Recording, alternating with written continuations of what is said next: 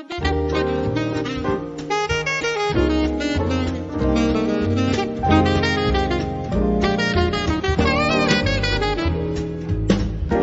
Portugal, there's a YouTube show full of fun facts you need to know. Carl rings the bell and the members show to the GMP morning show. Featured guests will come and they will blow your mind. The audience will do so in kind. The little vanity mixed with some insanity on the morning show with GMP.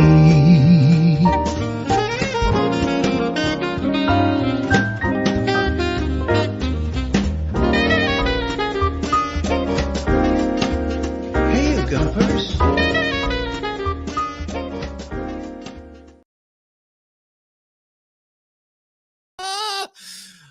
Oh, come on, let's make them work when you click them. Hola, bom dia, Alegria Munson here. Could you hear me laughing before I came onto the screen? And I was looking at this comment, thinking, I'm convinced Carl, says Deagle, his watch is set to Gilda's church bell 3 minutes late. Yes, there is an app. There's an app that you can get available on from the Apple Store and whatever the other one is, Android, that adjusts your timepieces. That's a quaint turn of phrase, isn't it? Yeah, adjust your timepieces to Alentejo time. So yes, of course, that's what I do here in the mornings. But honestly, I don't think it's full on Alentejo. I think it might be just a little bit Algarvian, easy come, easy go. We'll be ready when we're ready. So I think a minute late rather than 3. To be fair, Deagle's in then this morning. As well as, who else have we got here this morning? T-Duck, I think, with some very good news. Ian Turner, Coach Turner's in with the God Squad tip of the day. He'll be here tomorrow with some upbeat tips of the day around food and wine, drinking booze, eating great Portuguese food or eating any great food, and staying fit in relation to the booze and the food and living a great life and getting that balance right. Yes, great news from T-Duck. Come back to that. Brian Taylor's in. Moaz is in as well. Very early. Moaz is not working on Alentejo church bell time at all. Nice and early this morning, Moaz. What's up? Can you sleep? Who else have we got this morning? Chris B. I just realized we've got a Chris B and a Cindy B, haven't we? And okay, so for those of you who are here already, one of them. Bom dia, Portugal. Bom dia, Portugal. Blink and you miss it. We've also got James. James, do you know what that word is in the chat there? I've made an interesting offer by Lee last night. I'm just trying to find out if head gardener McGrady, if the offer he sent me, when was it? Only about 10:15 last night.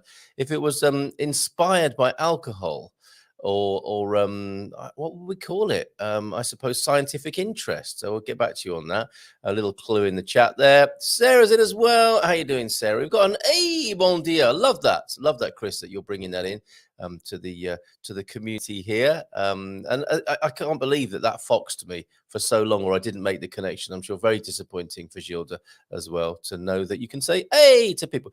Let me ask you, though, do you find that very often in Portuguese life, you folks who live here already? Do people go around saying, hey, essa sorry, migratoria? I love it, though. It's like being the Fonz all over again, isn't it? So an hey, bon dia from you. And GMP, good morning, Portugal.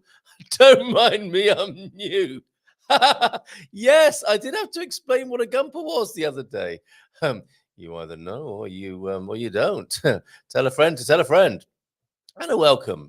Isn't that nice?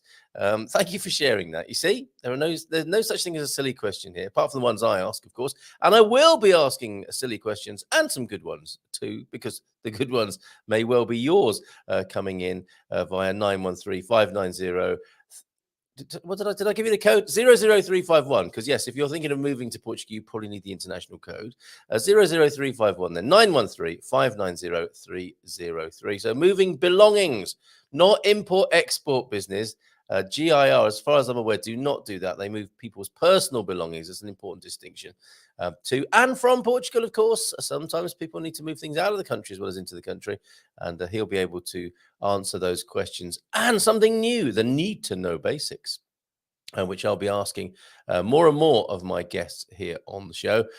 Need to know basics, his favorites of Portuguese culture, and his top 3 tips to help you enjoy and explore Portuguese life. Okay, so we'll check in with Luis at around 9 from GIR. Luis Duarte, you know him. He's got that lovely laugh and an incredible mind of information to help you when moving belongings to and from Portugal. But where was I going with that? I think I was talking about silly questions, wasn't I? See, no one cares. No one cares. In fact, Deagle's just extending an even warmer welcome to you. Bem-vindo. Welcome to the madness. You can never leave. It's like the Hotel California.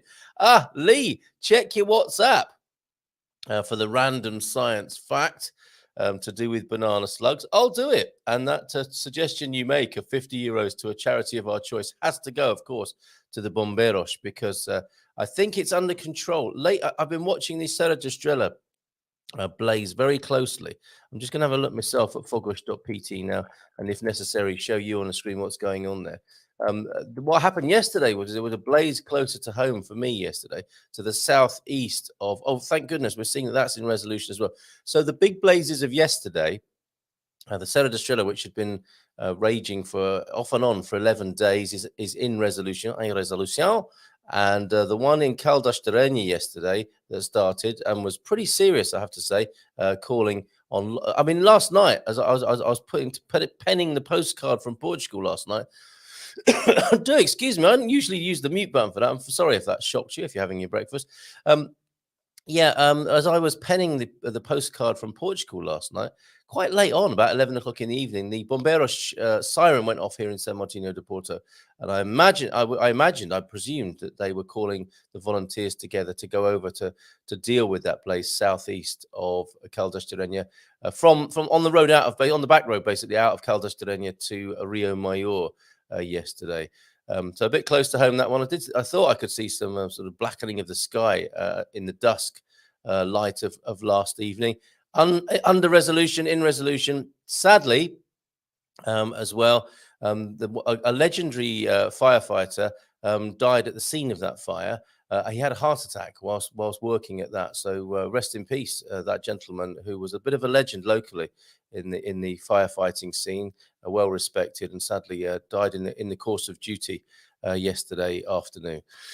Okay, we'll move on then, and we'll look at that good news. Okay, Lee, I'll read that out a bit later on, because that's a bit of a shocker, isn't it? It's the dark secret we didn't know about, the slug, banana slug. What, banana slug? What's that? What are you saying about me? Well, stay tuned, banana slug. You might know this. Well, of course you do, because it's one of these surprising scientific, or random and surprising scientific facts that may well have us give 50 euros to the charity of our choice, which of course needs to be the Bombeiros at the moment. Well, not just at the moment, forevermore, I suspect. Hopefully their workload will diminish over time, but their services, I suspect, in some way or other will always be needed, and they'll always need funds coming in to support that. So the good news that T-Duck has, got my 1 year red star. What's that for you? Isn't it more than a year that you've been waiting for your driving license? Maybe that's related to something else there. You've definitely been tuning in for more than a year, so I wonder what that's about. Quack, quack. There, a couple of ducks. I want them to be facing the other way, T-Duck. Why is that? It's just the way we learn to read, is it? And this ticker tape doesn't help either, does it? I guess that's right, that the ticker tape goes from right to left so that you're encouraged to read it. But these the ducks are in a row, but they're not facing the right direction as far as I'm concerned. And yes, great news then from the T-Duck. Yesterday, I should have my driver's license in 2 weeks. Well, should have. A license in the hand is worth 2 ducks in the pond, is it not? But that is good news. I don't mean to pour or pee on your chips there. Good news, excellent news. But and it was a roller coaster ride, wasn't it? But didn't you think you were facing an even bigger setback at one point, and then suddenly the news came that it would be coming through to you? Let's do that God Squad tip of the day right away, because I've got some lovely video to show you. And yes, Yilda, marching band alert as well. But here's the activity alert for you.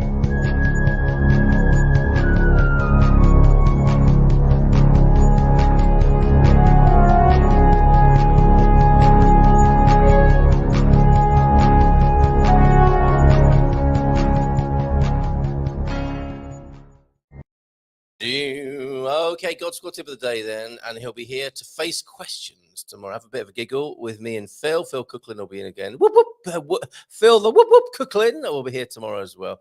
And a magic mushroom man, with the emphasis on the mushrooms that he is using to create power are quite magical, or the process that I think he's discovered or is in the process of working on. You remember Adriel from Shimajito going to be just popping on briefly tomorrow with a bit of news about mushrooms and how they've managed to generate some power from mushrooms. So that he'll be popping on to have a chat with us tomorrow. Oh, and tonight we've got a golden visa webinar.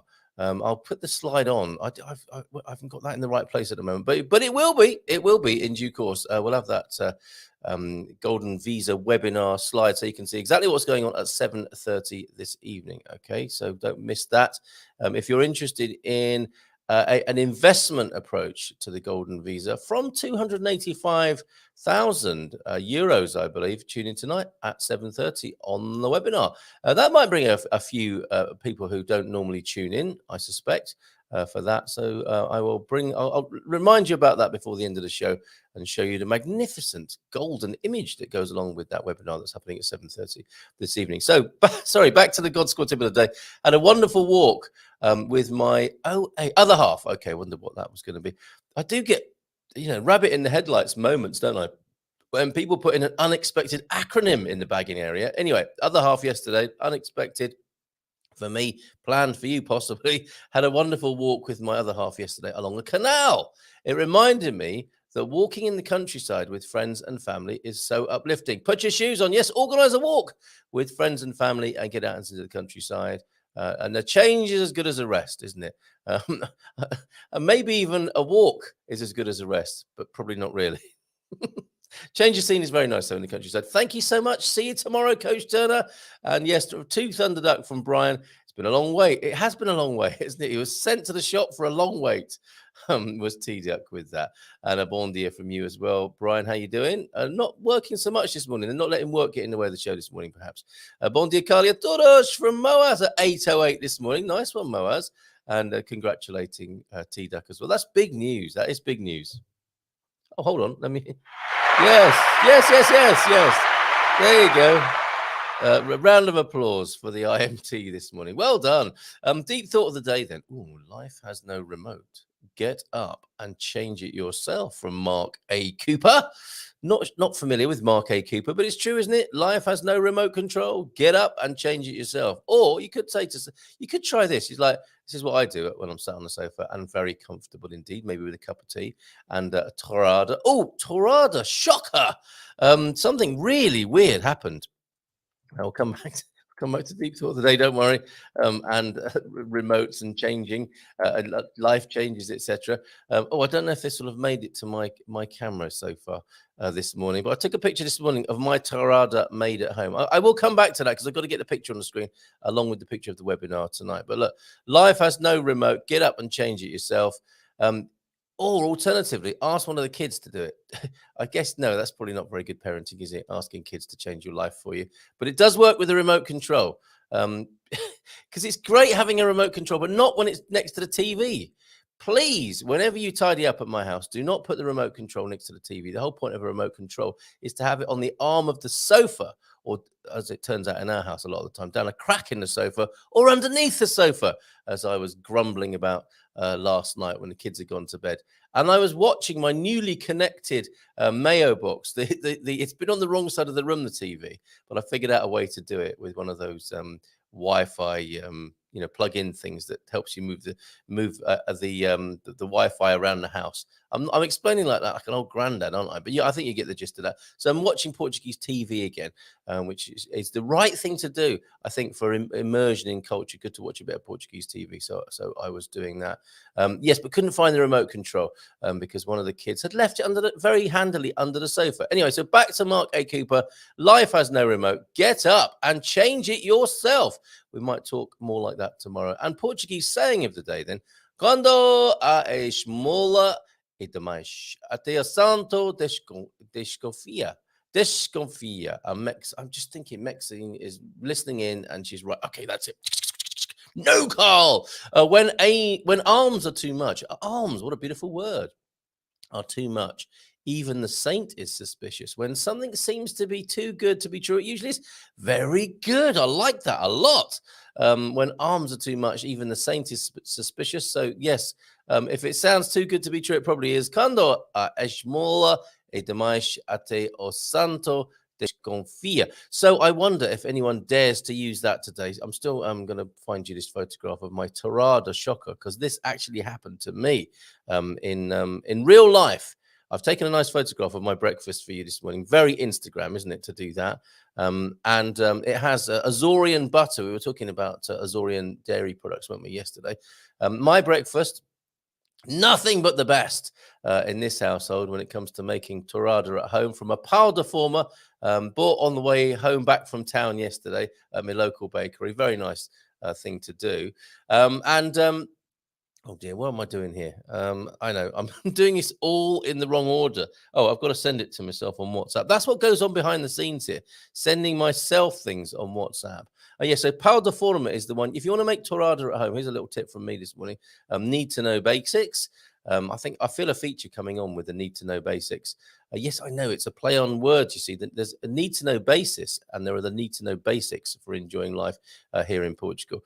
One of the great pleasures for me is Torrada toast, not just toast. It isn't just toast. And I'll show you what I made this morning. But I had a bit of a shocker. And I don't know if this should be escalated to the complaints book, because I went to, which cafe was it? I was at a cafe, one of our favorites, actually, the donut shop. Sometimes we call it the dirty donut shop because of its, sort of guilty pleasure of a thing to go to the donut shop on the front at San Martino de Porto. And I don't mean it in a bad way, but I guess if you say it out loud, as the kids have done when we're in there, it's a bit embarrassing. Anyway, there you go. That's how Torrada should be cut. So you end up with 6 pieces and the middle fingers, as I call them, that are drenched in butter. What happened to me, though, was on Sunday afternoon, I think it was, when we went to the donut shop. I asked for Torrada because I just thought that'd be a lovely thing after a swim in the sea. A bit of toast, a bit of Torrada, and a mea de leite. And he cut it in half. And I was taken aback, I'll be honest with you. I was taken aback to have my Torrada just cut into 4 pieces rather than the 6 to which I have become accustomed. Look at that. That's how it should be. No complaints book needed in this household in the morning. 6 pieces, including the drenched, butter-soaked middle fingers that... if you're lucky, you get to eat them. If you're unlucky, I'm talking about my kids a lot this morning, aren't I? If you're unlucky, the kids come along just as you save those last 2 middle pieces and say, "Oh, can I have a bit of your toast?" And Mrs. M does that as well. And of course, at that moment, you go say, "Of course you can. I love you so much. I'll give you my butter-drenched middle finger." Now, I didn't tell that whole story just so I could use that punchline. I didn't know that was coming, and I don't suspect you did either. Okay, we got some dad jokes to come as well, I think. Yes, we do. But before we go there, actually, I've got some lovely video to share with you, and I just wanted to give enough time for Gilda to join us and certainly, watch from the office, and a bit of marching band fun. This last night when we got some Algarve footage, a beautiful Algarve beach as well, and the Serra da Estrela looking from the Montana Hotel, which is a real we were talking about this, Jerry, weren't we? The Montana Hotel, where you can get this amazing view of the Barragem. Is it a Cabril there? So that to come, video footage of very brief but very magnificent of both the Serra da Estrela area of Portugal and a beautiful, quieter beach in Portimão as well. That's nice. Thank you for that. Victoria, who sent that in, I think in a little bit of a response to that troll we had the other day winding us up about the Algarve. So maybe we need another feature, sort of lesser known Algarve. Oh, have I frozen up? Something's happened. No, we're unfrozen again now. Yeah, it's this beach here. I'm going to show you an extended video of this lovely little quiet beach here, with a charming stone in the way that gives it a nice little bit of shade from time to time. I like that there's a bit of shade there. But that's not the image you have, is it, necessarily? And that's the image we're trying to break up about the Algarve. And thank you, Victoria, for your work in this regard, of showing us the lesser known and extremely beautiful parts of the Algarve. So we'll come back to that, as well as the Serra Estrela video. But we go to Ponte Lima now, thanks to Bob, who sent in some marching band action. Now, I need to get this in the right order. I think this is the one, because I've got 3 pieces of music to share with you. Thanks to Bob for this. It's really kind of you to do so. Ponte Lima, as made famous on this show by our man in the north, Vitor Costa. I'm hoping this is the bit when they come down. No, that's not the bit where they come down the street. Is this the bit where they come down the street?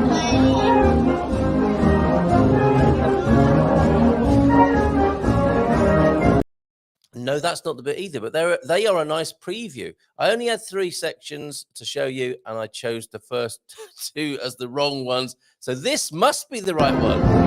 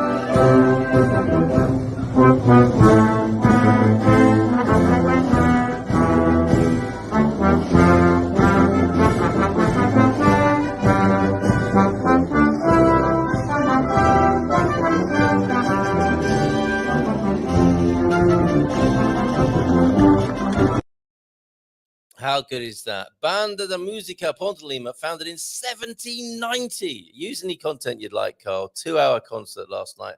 Of course. When would you expect a concert to start in Ponte Lima in Portugal? 10 o'clock until midnight. Excellent evening there. So you might have had a little preparatory siesta. It's not so much a warm-up, is it, for the evening? It's a kind of proper cool down and start another day. To go out to something like that starts at 10 in the evening. So we're putting together a picture possibly then of how in Portugal the marching band genre is not like it's not like New Orleans, is it? It's not like Brazil. It is like, it's very, a serious matter. I'm not sure there was a lot of laughing and joking and smiling with that. I guess there's a lot going on. You're carrying an instrument, and the people in front of you, did you see at the end there, the people in front of you stop? The musical director, the conductor says stop. And that potentially is quite a problem for everybody coming from behind, so to speak, after them. So there's a lot going on. You've got to play your instrument, and you've got to make sure you're walking in a straight line and seeing what the person in front of you is doing. Great effort. Good job. But they have been working since 1790. That is the Banda da Musica Ponte Lima. Thank you so much for that, Bob. And a couple more sections of that. Might share those with you when Luis Duarte is here from GIR, answering your questions about moving your belongings to and from Portugal, and talking to us more generally about Portuguese culture as well.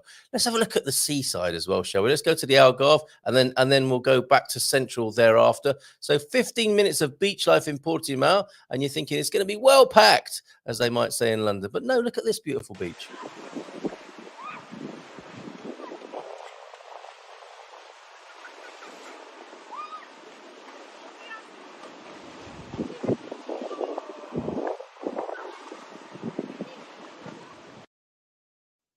Isn't that lovely? Thank you so much, Victoria, for that. Love that beach. Little indentation where the kids are playing in the water. A bit of shade from the big rocks. Very, very nice. And some people will be saying, "Oh, where is it, Victoria? Where is it, Victoria?" And Victoria will quite rightly might say, "Are you one of those people who is perpetuating stereotypes about the Algarve? I'm not going to tell you until you apologize." No, she's not like that. I might be inclined to do that, but she won't. She may well spill the beans on that beach. So, well, how lovely is that? Portimao, everybody. Going against perhaps the picture in your mind of certain parts of the Algarve there. And we love to do that here on the Expats Portugal show. So up to Serra da Estrela now. I was going to say in better times, but I think this was shot quite recently, this video.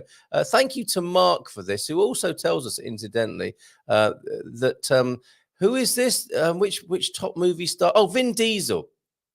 For the majority of people, the next time you see the Barragem do Cabril, it will be on FastX, #FastX, the new latest movie in the Fast and Furious series.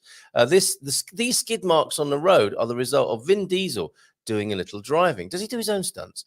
Check it out when it's released in 2023. Portugal! And there it is, the Barragem do Cabril. And here's a little bit of video where I think you can see it from a legendary hotel in Portugal, the Montana Hotel, looking down over that Barragem there. So let me see if I can click on the right video this time.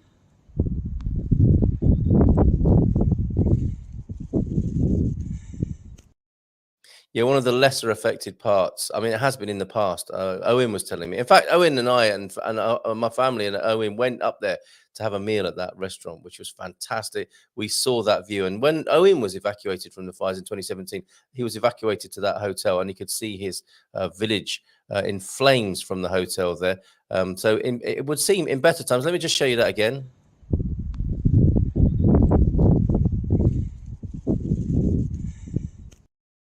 Yeah, so some way away from the worst of what's been going on in Covilhã. But there you go, the Montana Hotel, well worth a visit if you're going to the Serra da Estrela. Might be a place to stay away from for the time being, to be fair. And that's Mark, our farm in Portugal. Mark, thank you very much for letting us share that with everybody. Okay, let us do a few dad jokes now, shall we? And then we'll go to the random scientific facts. No, I think I should. I think I should do it in the other order, quite frankly. But first, I've got to download the slide from. Is it from National Geographic? I certainly hope so, and I hope this isn't just some sort of scandalous rumor. I feel that James has gone quite quiet in the background here this morning, but it may be just because I know what's coming. And he doesn't. So random science fact coming up then. And this will, I was dared to read this. This will earn me a €50 donation to the charity of my choice, which will be the Bombeiros, I have to say. Lee McGrady, thank you very much for making this challenge. Is this going to be a regular thing? Are people going to be challenging me to read things out and then making a contribution to the Bombeiros? Why not? So random science fact, and let me put this into context. We have somebody here called Banana Slug, who may well not be calling himself Banana Slug after today or next week. Let's see. Random science fact then from Shanigasm. Oh, I can see where this is going already. Shannon the Shenanigator. Well, she sounds like somebody you need to invite to your party if you're having one.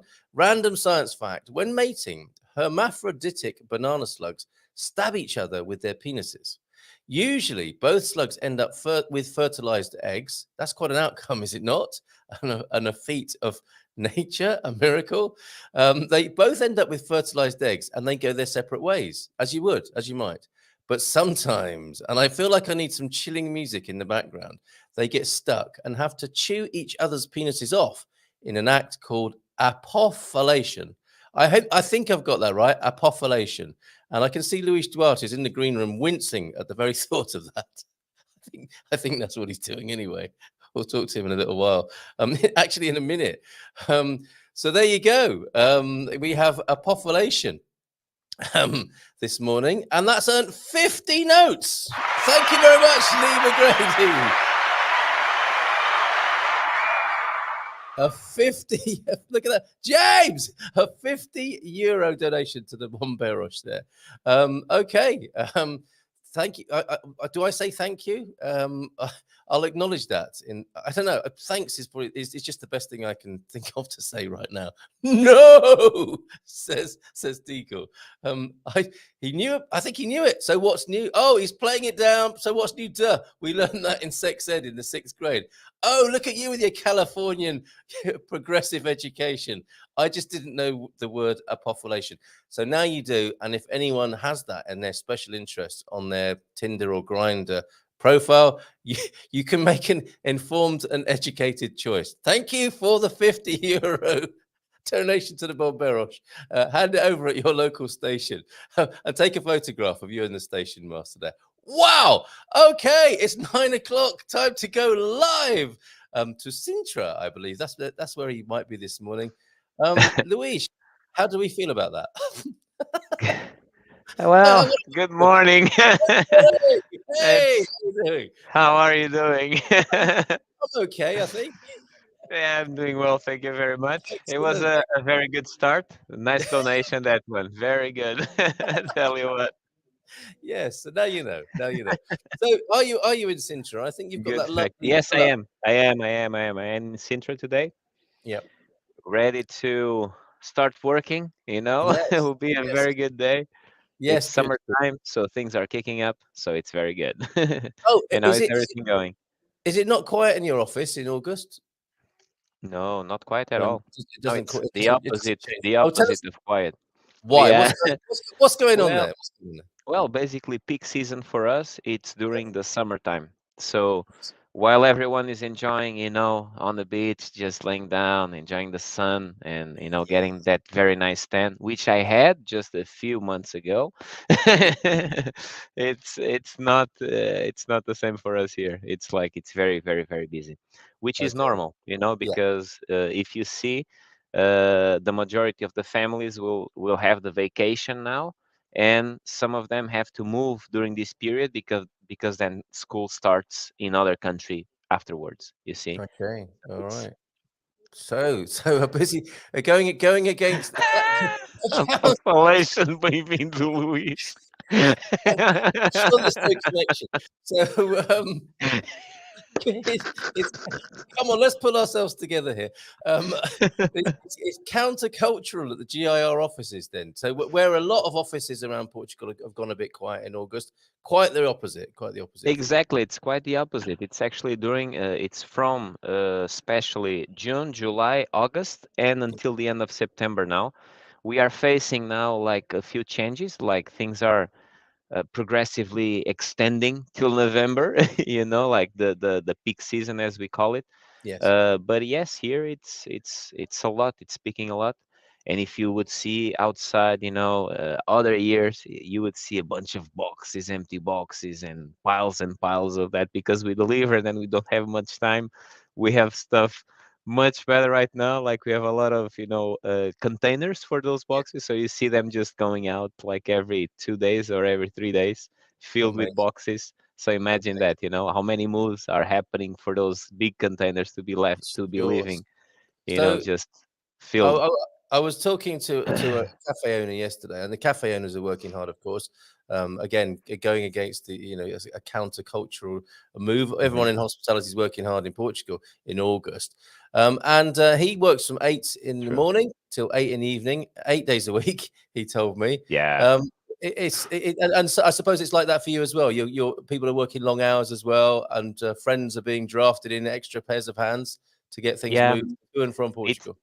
Yeah, it is. It is the only time of the year, or like the majority happens in this time, that people like we work from Monday to Friday, but during this period of time, there's actually no time for us to work. Like you will see them working on Saturdays, Sundays, depending on the necessity, because especially like the end of the month, it's like it's mathematical, like every person will just move. They need to move by the end of the month, so you have to to Uh, pile like I don't know how many moves into those like 5 days. It's like it's so completely yeah, filled.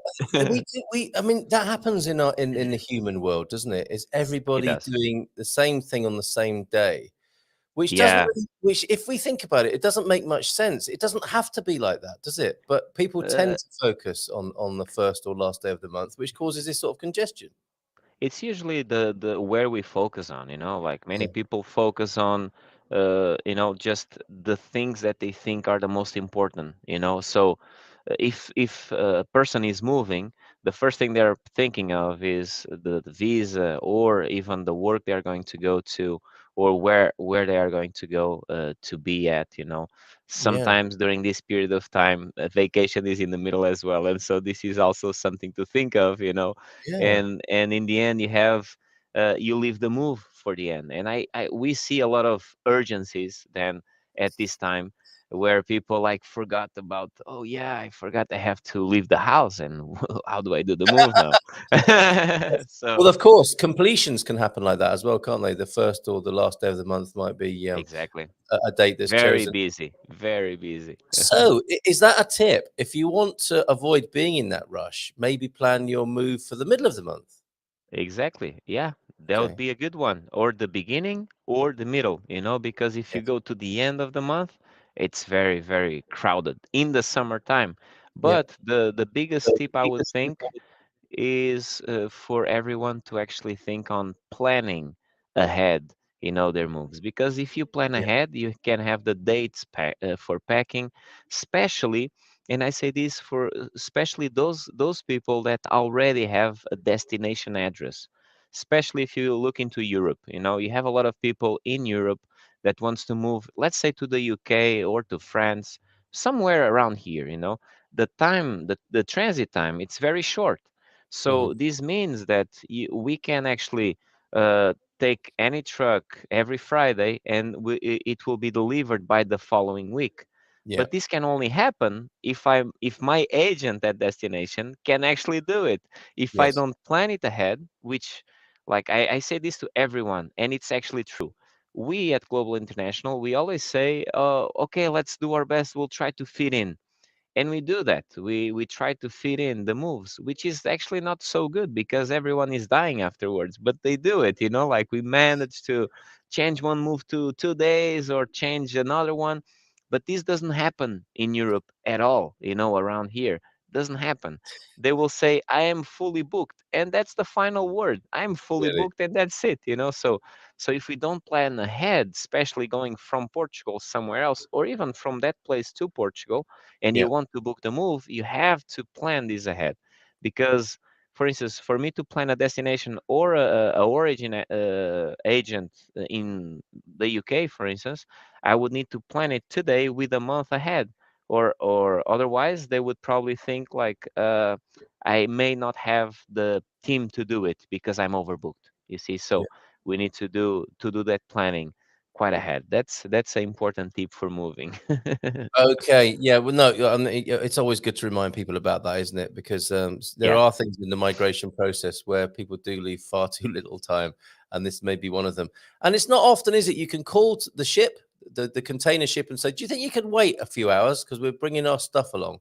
They are gonna they're gonna move when they're gonna move, aren't they? It's a bit like an airplane, isn't it? They're not gonna Yeah, hold yeah, yeah. They hold it. they don't they don't at all. It's like the Okay. bus. If you get Yes. late, the bus goes. It's It's gone. like It's that. gone. Okay. All right. So, Yeah. any other questions we've got for Luis Duarte from GIR? You can find them in our directory, in our business directory at expatsportugal.com. It's a good morning from a cool UK. So, it's cooled down over there.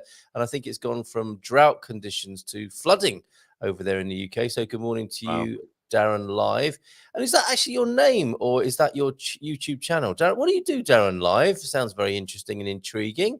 You might want to join us on this channel one morning. Okay. It's a one year membership on YouTube. So we have YouTube members on the channel as well. Thank you so much, T Duck, for supporting us here on the YouTube channel.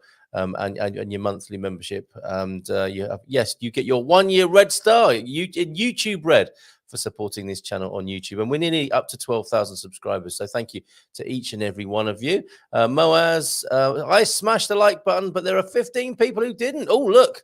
It's a bit of a like button witch hunt this morning. And in 1 minute, I'm a rat. Lol, says Moaz. Enjoying, I think, urging others to fondle that like button, as Cindy B would say.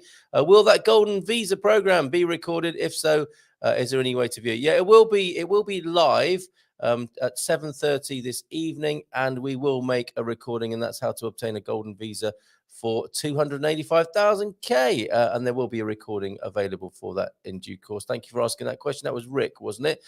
Any news from Owen? We'll let him answer that in the time that he wants to. This was Owen, who was on the show yesterday, Luis, who was Uh-huh. waiting. He was going for a job interview. He had to cut it short and go for a job interview. So we'll find out, I think, today how he got on.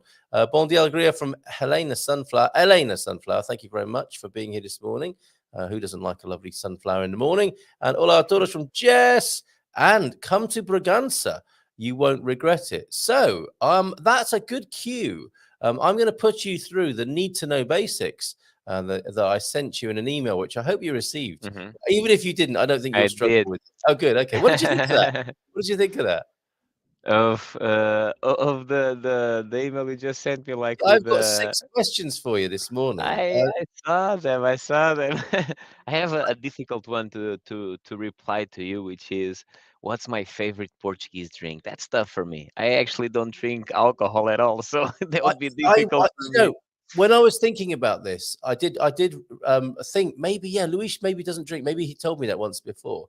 Yeah, But I was going to say water. So water is very good in Portugal as well. I'm just kidding you. that's great. No, seriously, because I think you're clearly not the only person who doesn't drink alcohol on the planet. Yeah. And other drinks, I mean, it's crazy, isn't it, that we refer to drinking as alcohol, as though other liquids aren't drinking. It's Well, it's a sign of there the there are. times. Uh-huh. It is. It is. It is. which is actually, well, I came from Setúbal, and in Setúbal they make, when I was younger, all my friends would drink sangria, a lot of sangria, so that would be something that they would say would be very good to drink. But Yes. for me personally, it's really like fruit drinks, like lemon juice, stuff like that. That's really what I drink, what I like Yeah, no, to. fair enough. And the Yes. traditional American wine, which is Coke, Coca-Cola. So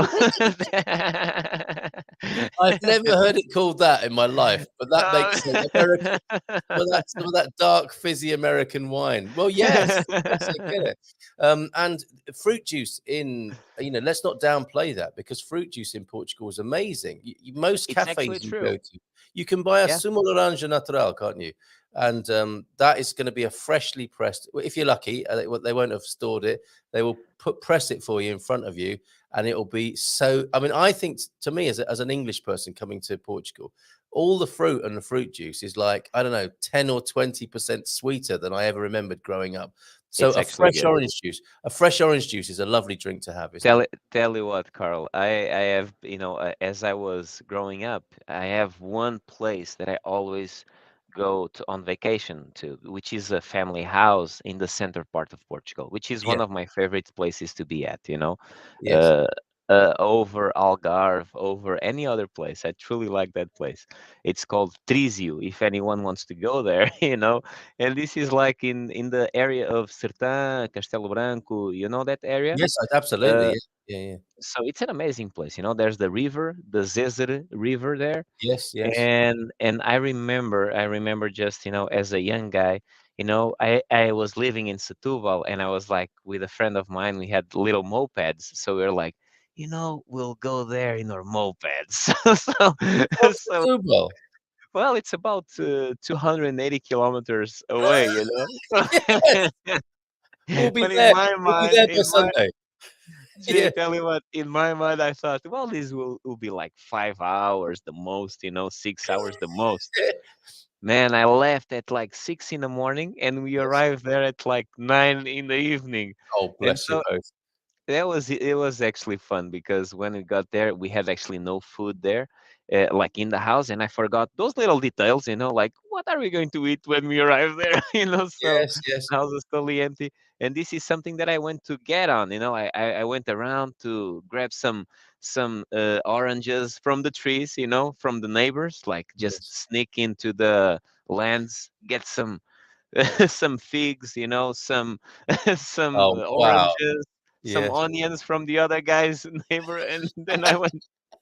It's true. This is what I did, and I had like a little can of sausages there and rice. So this is what I did. I got some garlic, some onion from the neighbors. I just pulled it off from the from the dirt, and then I cut it off, and that was our meal. And that's something that I really treasure. So yeah, Yes. Portugal has a lot of good things. If you go to the little villages, yeah, you can always find food. It's not a That, problem. that's amazing. I think they still talk about that there, don't they? Because not a lot happens in Castelo Branco, and that's probably referred to as the great heist of Castelo Branco that night when those bandits came in and stole a load of oranges and onions and garlic. They That still was me. talk about it. It's him, everybody. It's this guy. Man, they would talk about us all the time because imagine a little village. We are four brothers, Yeah, boys, and we used to go there by ourselves, and then we would bring our friends along, boys as well, So imagine this little village that yeah, has like 4 to 6 people the whole year long, and yeah. then the boys arrive. It's music, it's motorbikes going all over the village, like wah, wah, just noise all over, we had like this at the time, a long time ago, we had like this projector, so we were the only guys like presenting movies in our garage, and that was like everyone would, all the young kids would go Fantastic. there, so that was that was a blast for me, tell you what. It's that what a lovely childhood. So, as teenagers, was this when you were As doing? teenagers, yeah, yeah. Oh, Well, my oldest fantastic. brother was the only one with driver's license. I shouldn't say this, there's probably cops around here, and I I did went with the moped without a driver's license. Oh, And Luis. that was in my past. Let's not talk Yes. about Okay. that. Yeah. Yeah. Let's leave it there. Let's leave it there. No, no, no. Mopeds, it's like a bicycle. It's not a problem. Exactly. Little engine on it. Unless you're living in a quiet village in Castilla Branca and all you can hear is wee as all these kids come into town. What a fantastic memory. Yeah, but tell you what, Carl, it's actually I just had this weekend. I went not to that place. I went to Oleiros, which is in the same area, Castelo Yeah, Branco, yeah, yeah, yeah. because I have family. We have land there. There's a lot of stuff there, and I went there to see an uncle of mine. It's actually a cool one because this is a one-arm guy. He only has one arm, and he All takes right. care of a whole farm. And it's just Really? amazing what he does with one arm. Tell you Yes, what, incredible. yeah. What a legend. Much more than I do. Tell you Well, what. yes, So, yes, that's right. Puts the rest of us to shame. That's incredible.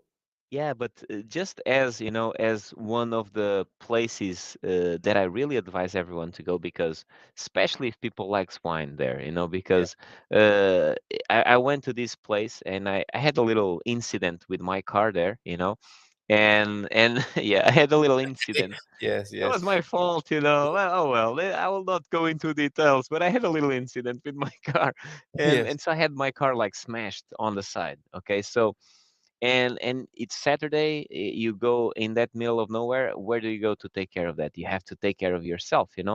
But I went. I asked my uncle, and this is amazing. Tell you what, because in those areas of Portugal, you will truly understand that human beings are still very good, because I went Yeah. to one place, the guy advised me to go to another place.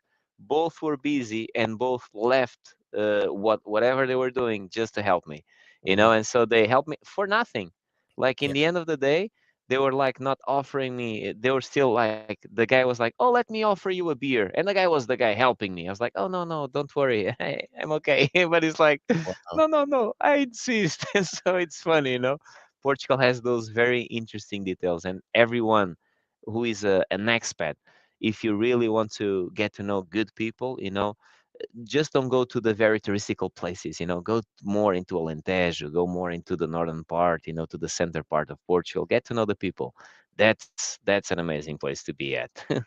Fantastic. So we're already into the need to know basics with Luis Duarte from GIR this morning. Let's do that. We should talk about shipping as well. And we will, and we do, and we will. But we'll come back to those because it's such lovely information to hear. And we did have a question, a shipping question from South Africa this morning. All Let me right. find that. Yeah, Sandra Singh. Oh, and you want a retirement recommendation as well. Sandra Singh is with us this morning. Luis, can you recommend a shipping company from South Africa to Portugal for 4 boxes? Well, this is the company to talk to, GIR, and this is the man to talk to. But 4 boxes, what do you reckon? Yeah, for How four big? How big are boxes the only. boxes? Well, yeah, how big are the boxes? There you go. It's a good question. Pretty big boxes. Well, there's actually 4 containers. No, but Yeah, it's if you do only have 4 normal boxes, normal size boxes, my advice is when you come to Portugal, just ship them as extra luggage because it will be or send them with DHL or FedEx or something like that, or via post normal. Because if you do send them as a move, I always say this to a lot of people because when you think about moving, you think about a moving company, and yeah, you don't think about all the little details that an international move can take.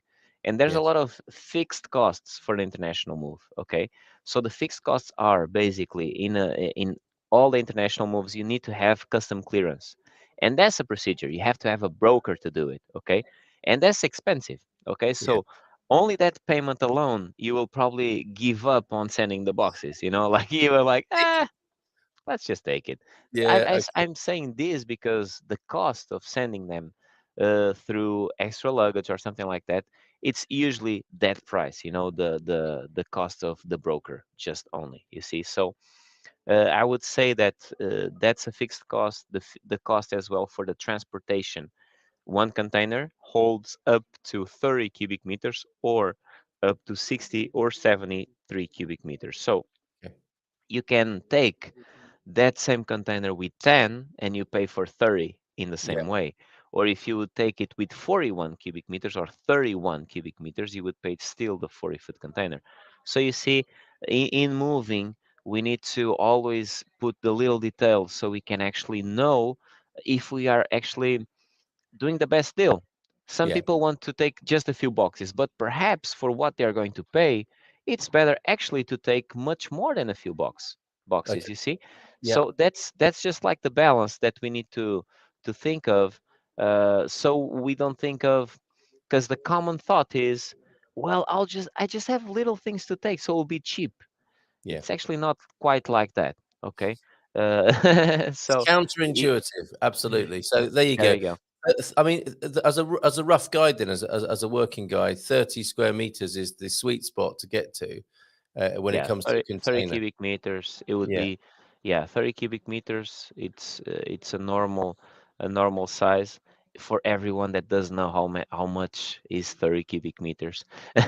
If you look into all those, those trucks of the supermarkets, which are Yes. common trucks, those usually hold up to 25 cubic meters, Oh, do 20 they? to Okay. 25. Okay. Okay. So if you look at that one, that truck, you say, okay, I know pretty much the size of a 20-foot container. You see, And yeah, and so that's your household belongings, really, isn't it? That's everything moving your home from one country to another, all in the yeah. back of one of those. And if Yeah. you think on cubic meters, which is our measurements in Portugal, in the UK is different. They will use pounds or cubic feet or stuff Oh, like right. that. Yeah. But in cubic meters, if you look into a washing machine, that Yes. washing machine is about half cubic meter. Okay, Okay. Very good. so you can look at that and like have a knowledge, like, oh, I pretty much have like three through five, size wise, Yes. boxes like that, you see. So that would be a good measure for you to think of. Excellent. Thank you very much for that. Another clarification with some great expats yesterday, All some right. Aussies. Great to meet you both, and a couple of a new American couple as well. Great to meet you too. The Aussies had watched the show with you on Once Upon a Time, and this gentleman has probably still has a wine collection.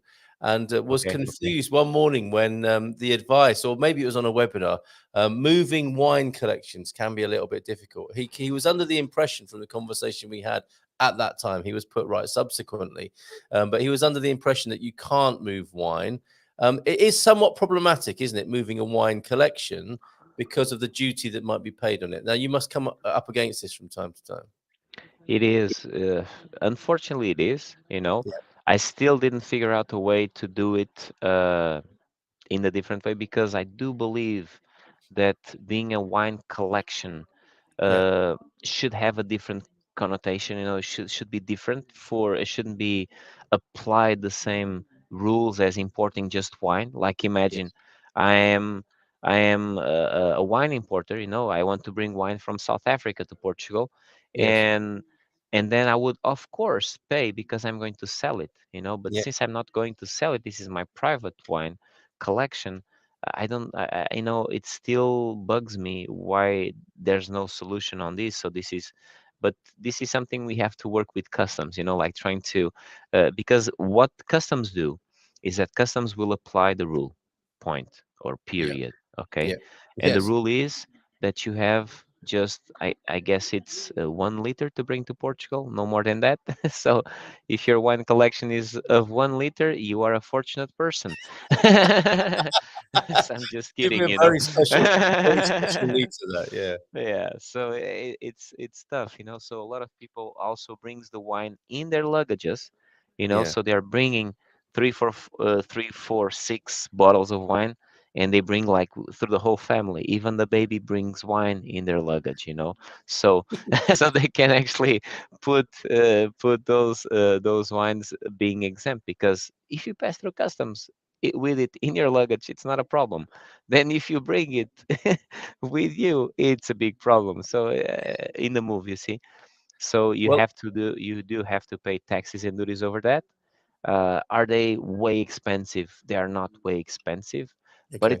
it's sad, like you will have to pay over that. So Yeah. the more you Okay. bring, the more you pay, of course. Thank you for that. Thank you for the tip that all the family can bring a liter. And there was an important distinction that I realized this morning when I was creating the ticker tape. It's about belongings, isn't it? That's an important distinction that needs to be shared. And you were talking about, a wine manufacturer. Obviously, they're a trader. they're a commercial company, and of course you pay Exactly. duty on importation. What we're talking about here is moving personal belongings. You're in the world of belongings, aren't you? You're not in the world of Exactly. moving import export of commodities. There you Yeah. go. Exactly. All That's right. exactly what we do. There And you. that's exactly the distinction of a moving company compared to any other company, Yes. because an import-export company will do that's a freight forwarder. Mhm. Yeah. But Okay. for us as a moving company, what we do is that we help the people to avoid the taxes and duties. You Yeah. see, Yeah. not and today with all the challenges that I've been talking about, with all this need to be the resident already in Portugal to change the physical address and all of that, it's a challenge. I have been talking with a few people that has to move right away, and so they prefer to actually proceed with the move and pay taxes and duties Mm. because it's cheaper for them than to keep the move in the origin country paying storage. You see, Yeah. so now that's a challenge. Will I pay storage versus how much is taxes and duties to go to Portugal? Yeah. Because that's actually a choice, like, and we are here to do that, to help everyone to choose in the best way possible. Okay. And this guy here, everybody eats challenges for breakfast. I think that's what you do. Well, and all day long, basically. I think that's really quite a. You're a challenge wrangler. I think that's your job description, isn't it? You're doing that all day Yeah, long, like sort of, it's figuring out logistics. it is true. It is true. Figuring out logistics, and not only that, but figuring out ways to actually help people to, because I always say the same thing, and this is truly what we feel. My role is not to actually help everyone to move. Okay, some people I will not help. Okay, Mm, but some people I will only advise in the best way possible. I just had a client yesterday asking me about shipping a car to Portugal, uh, because and she doesn't have the documents now. When it comes to goods, to house of goods, I always say, okay, you can ship them, you pay taxes and duties over them because you want them right away. That's not a problem because you will not pay a whole bunch of money for that. But yes. if you want to bring a car to Portugal, and that was a very good car, like a high engine car, so it was like a V8 or something like that. So Yes. it's in Portugal. You will pay a huge tax in that car. You Mm, see, so you would buy a car with the taxes you pay for that car in Portugal. You see, so my advice was like, just don't bring it now. Rent one, buy one, get a used car. Just handle it for a while. And this we do because I'm not interested in not helping people. You yeah. understand? We are Yeah. interested in giving the best we can, and then of course everyone chooses for themselves. Of course. Yeah. But Yeah. Absolutely. but then our role is to support them in whatever choice they do. But Brilliant. pri- That's the primarily is that. That, that's the gist of GIR there, Global International Relocation. And I'm going to draw you back to these need to know basics then, Luis. I think Okay. we've done your favorite Portuguese drink, which turns out to be not Portuguese, but American wine, or Portuguese water, or fruit juice. And you talked about one of your favorite places, I think, in Castelo Branco. There, memories of your younger years. And, hmm and Elena's recommending that you go to Braganza, or we all go to Braganza. You won't regret it. I think that's true as well. And Bragança is Deagle nice. talking about Torrada melted butter, my favorite. I think that draws us into food. What's your favorite Portuguese food as a Portuguese guy? Well, besides feijoada, Okay. any of feijoada, which is one of the ones that I really like. You Yeah. know, every place I go, if you have one of two dishes, I'll eat. Or pataniscas de bacalhau, which is like those codfish, Risotto. kind of look rissóis, but it's different. It's like a little cake, a Okay. little codfish cake with that we call it like beans rice with it's more than beans. They put beans, they put green beans, they put a lot of a mixture like with leaves and whatever things they have in there, Yeah. so it's like that juicy rice, to say. Okay, that's what I Mm. like. Okay. It's very good. And of course, feijoada. I have always eaten that from a young kid, and I'm actually my roots are from Africa. So my parents are my father from Angola, my mom from Mozambique. And so we have actually got a lot of roots from that area. So we have eaten a lot of shrimp rice, a lot of, grilled shrimp, fried shrimp with a special way of cooking from Africa, Very which is nice. like, it's just amazing. And those are like my top. And when I was younger, I had a little factory of like a traditional stuffed squid, Yeah, yeah, Not yeah, sure if you know what stuffed squid. And we were the only ones doing stuffed squid with actually shrimp and lobster and stuff like that in it, we in the squid.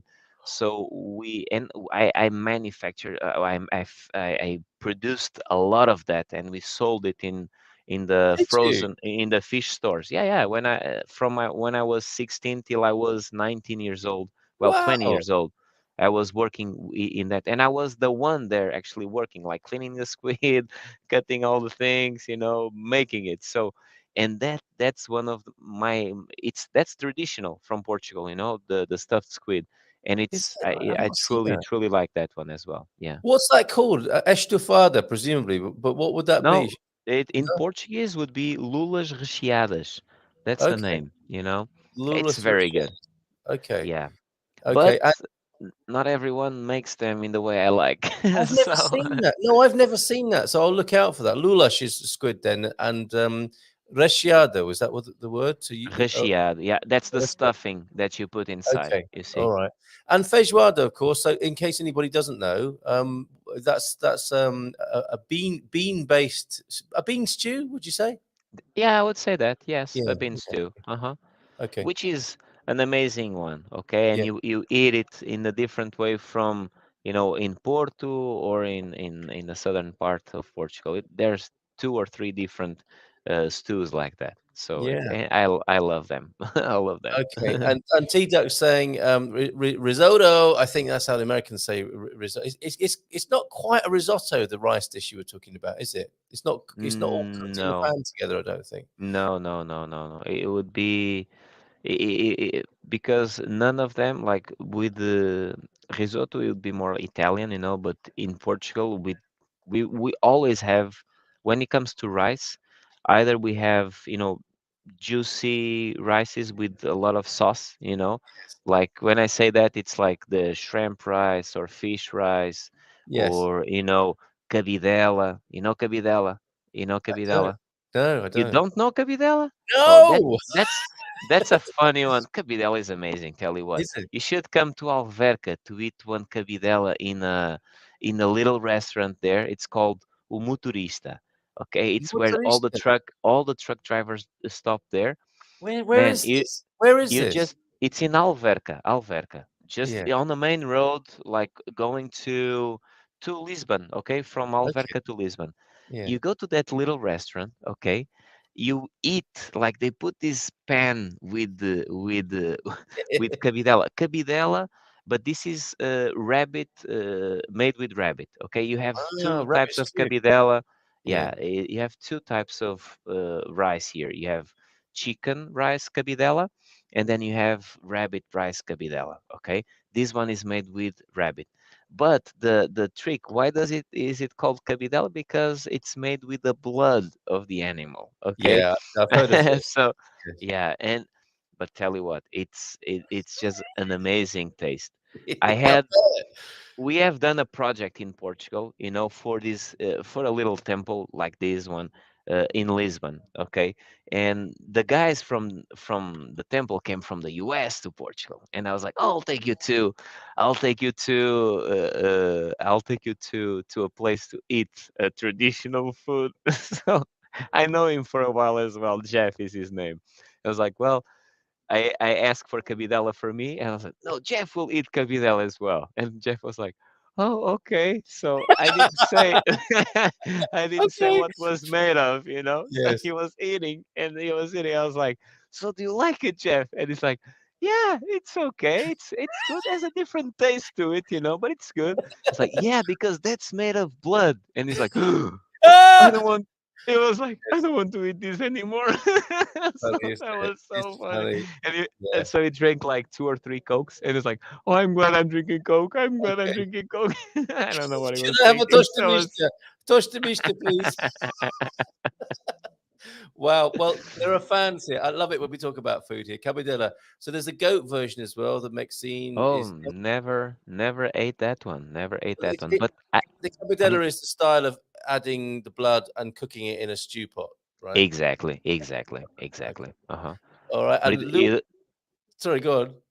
you don't want it too dry, so you want it with a lot of sauce. That's For the that's blood. me. Okay. Okay, Yeah. fair enough. Lulas recheadas. My mum would add pieces of chorizo. Anita, Yeah, Emia's bird. We've drawn Anita. Was that in your special recipe? Bit of it chorizo. was. Oh, look Yeah, at that. we had chorizo, different types of meat as well. Not only cow, you had cow, pork, you would mix it, Amazing. So Yeah, so it would surf and give a turf. flavor to it. It was Surf and very turf good. in a little in a little parcel. Yeah, Posta a mirandesa. So that a posta posta milanese. is a fillet, isn't it? Yeah, it's no, it's actually that big. I'm not sure if fillet is it's meat, but it's that big steak. That's what Okay. pasta milanesa is at. Is what it's the big steak from Portugal. In the Okay. U.S., you'll get a big steak. It's like this size. Yeah.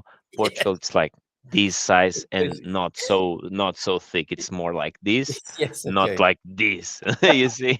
Go out. You go out rather than up. Yeah, In in the Portugal. States you get something like this size, but it's like this thick. In Portugal, no, it's like big one. It's like a whole tray. Big steak. So there you go. If you ever wondered how to order a big steak in Portugal, push it. I mean, and this Posta is milanesa. great because this is you talk about food and then suddenly loads of people appear. Arroz de coelho, the rabbit rice there, Yeah, and but and that's a pe- different one. That's a different oh, one. okay, Arroz de all right, coelho, not in that without the blood. Okay, which is very good as well. all right. And I just did, arroz de pato, duck rice. Oh yes, that's a real favorite, isn't it, in But Portugal? but tell you this was like in a little aldea, so they Yes, killed the duck. They cooked it. The duck was cooking in the wood, like you see those. It's not even a stove. It's just like a over fireplace, and you fire. just put the pot there, all burning, all black, which is weird for me, but all black. But the duck is cooking there, for a while, and it's cooking. And yeah, I just made that with this oven that you put wood in it, just Yes. a wooden oven. So was a very special one. Okay, look at this. In Cantanhede, where we've just had the Expo Fasig, there is a famous Ooh. restaurant serving cabidela. Don't remember the name, but that's another reason to go to Cantanhede as well as Expo Fasig. And Elena Sunflower, já tenho fome. Sorry, but okay, we'll stop talking about food now. But that's been amazing and lovely to see all the Portuguese people being drawn to the screen by the sound of some of their favorites there. So we've done food, we've done a drink. Favorite place? I mean, is that Castelo Branco for you, the place of your Yeah, teenage years? it would not be Castelo Branco, would be more the area of Sertã, Seb- precisely, Yeah. Castelo Branco is upwards and drier to Yes. say. I like more where they have still the little stream, rivers Serta and is stuff beautiful, like isn't that.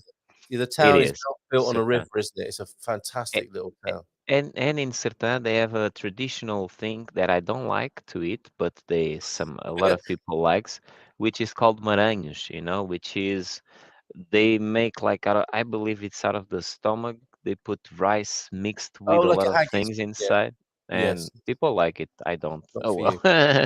You prefer a blood-based rice. Yes, yes. All I'm a right. bloody person. I'm just Okay. kidding. So the problem with wine, then going back to that, might be, and we have got a shipping question as well. We'll break into the food chat to talk about shipping. The problem with wine might be that everyone should suddenly be a collector and not an importer. Yeah, of course, it's difficult to make that distinction, isn't it? Collectors don't always drink Yeah, it. Of course, and it exactly. is an investment for some people, isn't it? They trade it. Leslie Smith is here. Bon dia. Is it easy to ship things to Portugal, or is it better to use a removal company by road? Leslie, Depends on where you're coming from, exactly. We need a but bit more context there, don't we? I think. yeah, but if you are coming, well, if you're say by road, you think probably you're coming from the UK, I would think, but Is it easy to come to Portugal to do the move? It's easy, of course. It's not because you do it by road that the challenge will be different, okay? Mm, Because you'll still have to pass through customs in Portugal, coming from the UK, coming from Switzerland, for instance, because they are outside of Europe, so the Union, okay? So European Union. So you have to pass through customs clearance, and that's the point in Portugal. Like for you to pass through customs, you have to comply with certain rules, yeah, and those rules you need to abide by them. You have to have the visa or a residence, the residency in Portugal. You have to have your fiscal number in Portugal as a resident, and then you have to have the documents, baggage certificate, and atestado de residência, the residence certificate. of course, So yeah, those documents are important anyhow. If the move is coming by road, then the only challenge is that we will need those documents right away. yeah, We cannot wait for them, as it is like from an ocean move coming from the US. yes, They will 30 days to come to Portugal, so the people can take care of the documents. yeah, But if they are coming by road, it's only 5 to 8 days, so it's going to arrive very soon. You will be short of time. You see, so then everything has to be very well planned, so we don't miss on anything. I yeah. see that's the basically it. Okay, so Leslie, it might be useful to know where you're coming from, but I think Luis has given you the basics there. Waiter, how would you like your steak? Me, large. That's for Digo. Um, Pedro is not letting it go here. Arroz de lampreia. Yes, of course. There is a fish-based rice, isn't there, with the blood in as well? So still I, cooking with the I blood. actually never. I heard about that one. I've never actually eaten that. Wow. Okay. Even something for No. you to try there, even as a seasoned and experienced foodie here yourself and Portuguese. Yeah. You haven't tried that one. You can be kept busy for the rest of your life in Portugal. I think it's fair to say it's not a huge country, it's not a huge population, but the culture is so rich in this Yeah. wonderful place, isn't it? And it will keep you busy for the rest of your life. I remember going to Exactly. the market, and my mother would choose the chicken for cabidela. Then we would wait for the blood. Sorry, any vegans and vegetarians this morning, and you T Duck after that earlier story. And then we would wait for the blood to drain and the chicken to be fed. This was in Camperlead. Now, this is Wow. honest. This is honest, isn't it? I think it's honest Yeah. when you see the grandma bringing a chicken home in a bag, still alive, with its head sticking out the shopping basket. You know what's going to be happening to that chicken later in the day. But Just kicking. there's integrity and honesty in that, isn't there? That Yeah, yeah, yeah. people slaughter their own food like that. I think it's extraordinary.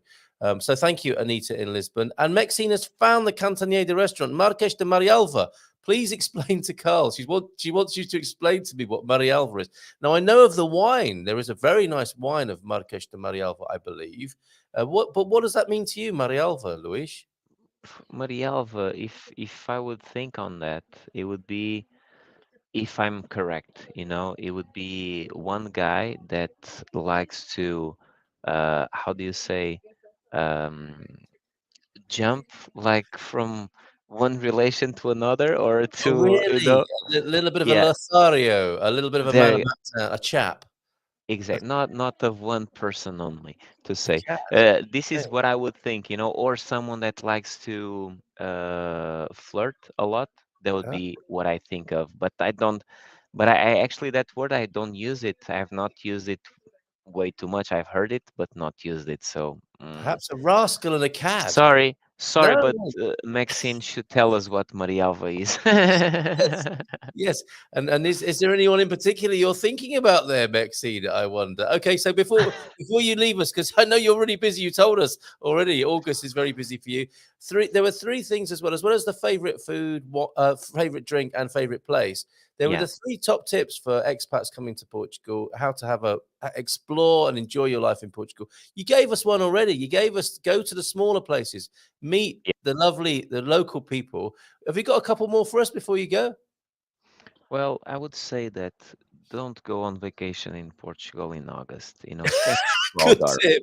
Good tip. That Okay. that is a good one. Like Yeah. August is not the best time for you to go on vacation, especially to Algarve, to certain areas. Yes. Um, but the I would say that the best tip I could give for a foreign, especially a foreign used to a different culture, to something more, to say.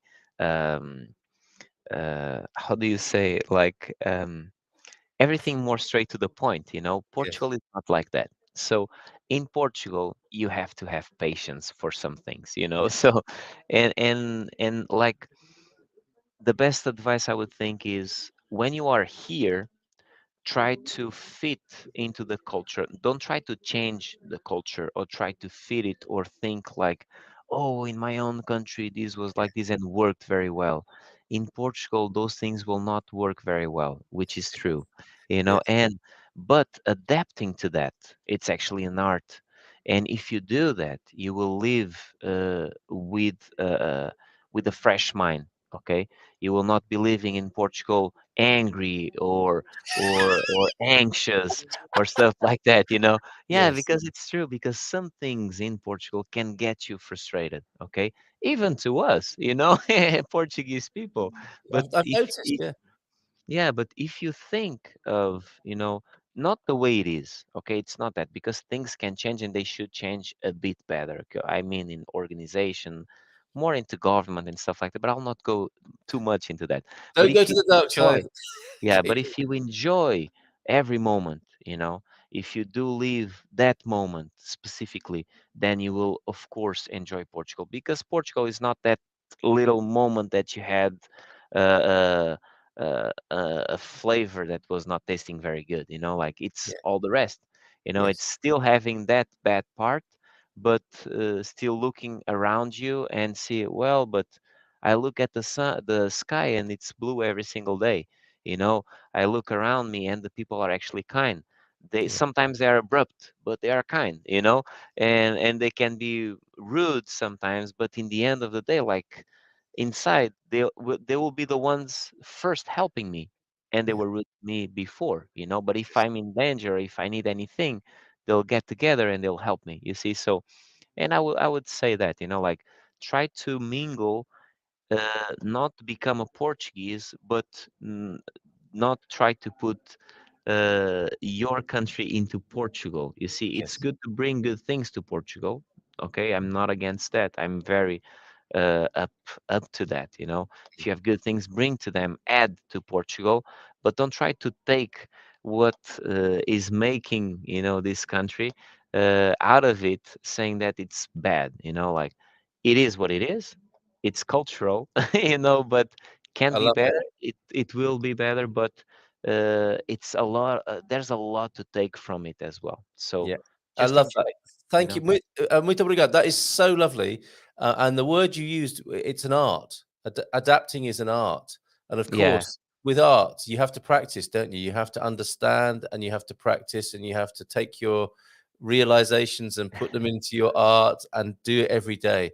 And that is a lovely process, isn't it? If you approach it in that spirit, practicing your art of adapting to Portuguese life is such a wonderful note to end on there for today, at least. And we'll see you next month. This is Portugal, not your country of origin, indeed. And people agreeing with you, James and Chris as well. Yeah, definitely, Luis. So many beautiful beaches and landscapes in Portugal. Yes, indeed. And when in Rome, finally, do as the Romans do. Indeed. That's such a lovely sentiment. Thank you, Luis. Have a great day. I know you've got to get back to it. Your colleagues are Thank thinking, you. what's he doing sitting in there laughing and having fun? We're working out here. So I'll let you get back to them and give them all our best regards, won't you? Complimentos. Thank you. Thank Ciao, you. ciao, Thank mate. you Thank all. you so much. Bye for now. You Ciao, ciao. take care. Bye bye. You too. Bye bye. There he goes, off to do some hard work and some proper work now. But what a lovely man and some lovely sharing there this morning. And I was having a conversation with somebody yesterday based on this same thing. And there's a little.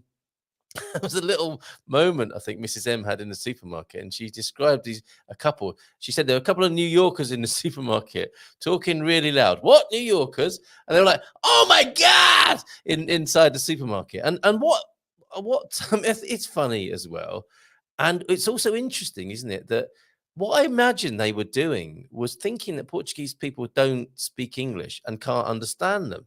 So they were like having an out loud conversation about the context that they were in, not realizing that everyone else was quietly hearing everything they were saying and thinking in their own way, oh my God.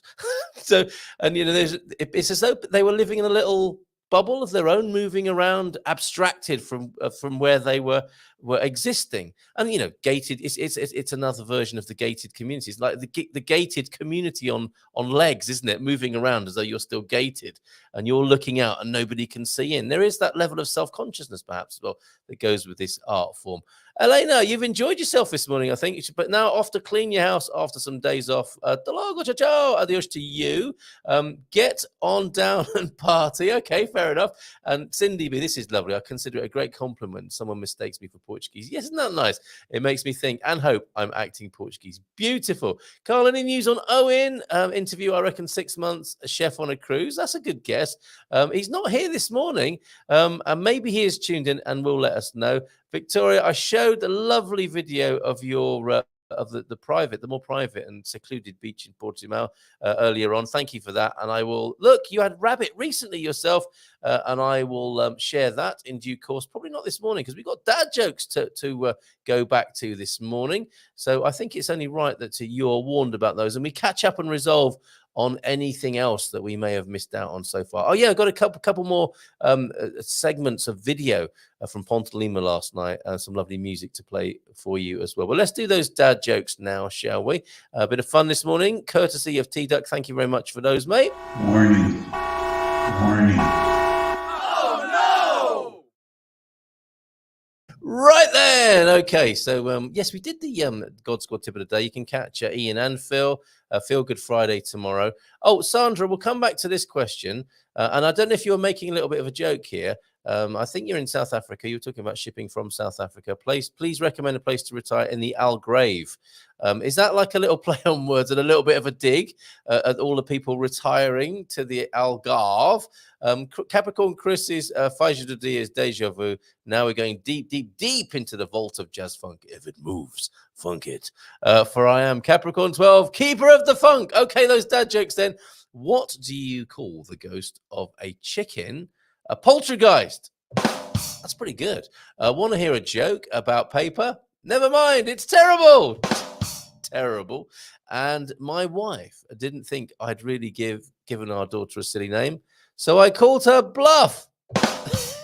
My wife didn't think I'd really give our daughter a silly name, so I called her bluff. That was better that time, wasn't it?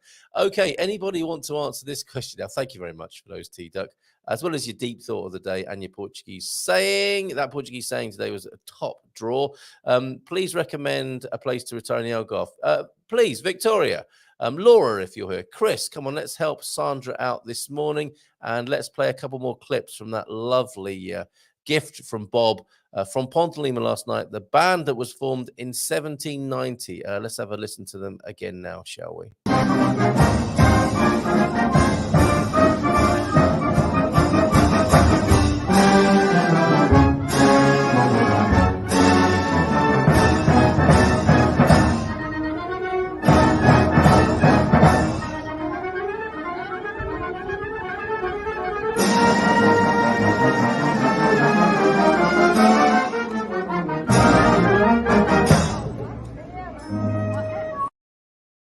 Oh, and another one.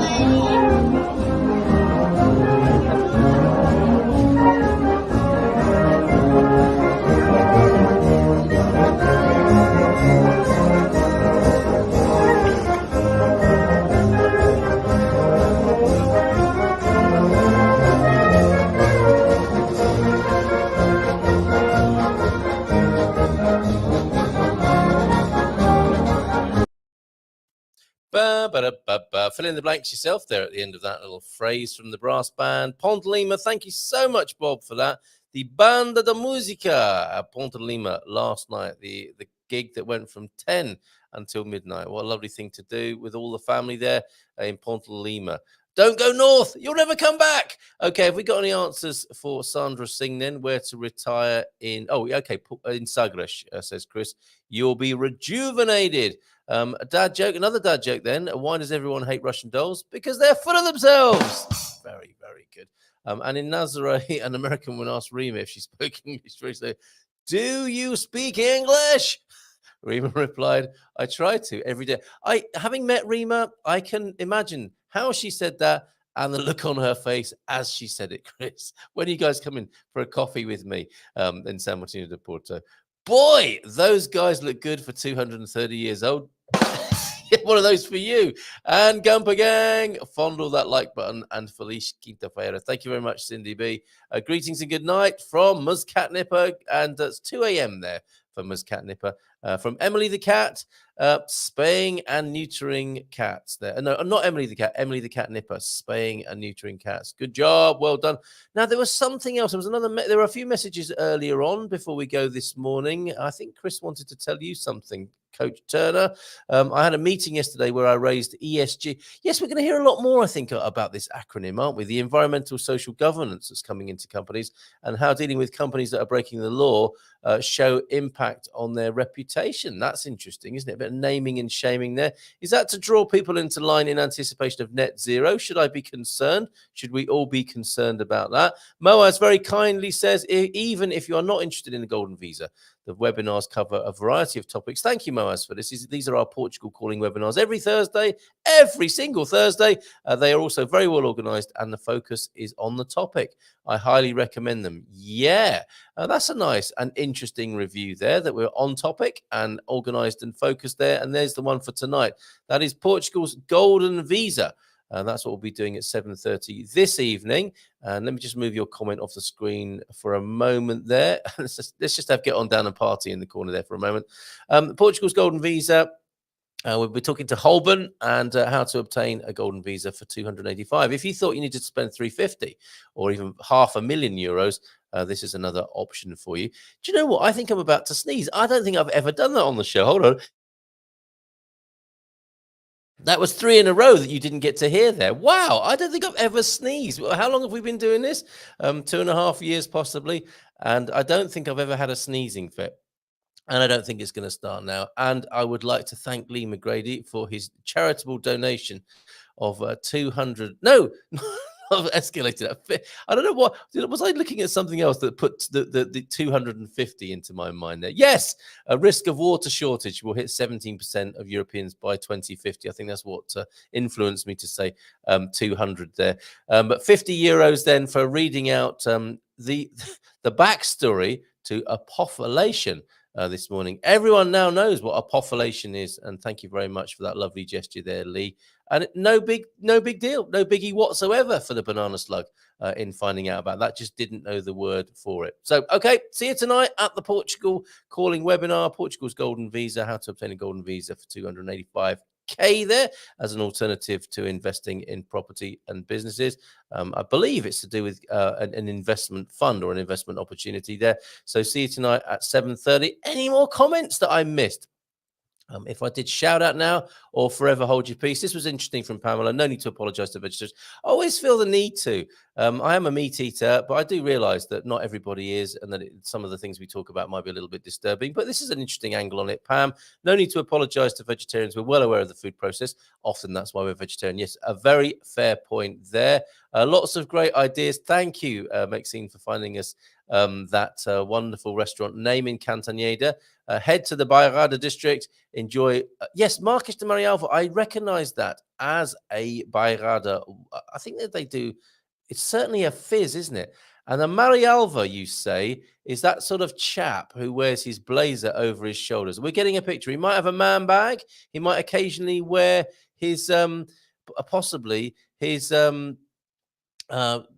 his jumper, his sweater, his pullover nonchalantly knotted in front of him on his chest whilst draping it over his shoulders. Yeah, are we talking about a man who might wear shoes without socks as well here? Espadrilles on a very special occasion. I think we're getting a good picture of this Marialva character. Thank you for introducing us to that part of Portuguese culture, Maxine, this morning. And ciao, ciao, and whistle as loud as you can. You know what to do then. Let's do that exactly as Deagle is saying. Ciao, ciao, y'all have a great day. We're off to explore Peniche. And there's a play on words we haven't really got to grips with. I shall say, as I wish you a very good day, and see you on the webinar tonight, or see you in the morning for a bit of Feel Good Friday fun with Ian and Phil. Ciao, ciao, adios, and bye for now.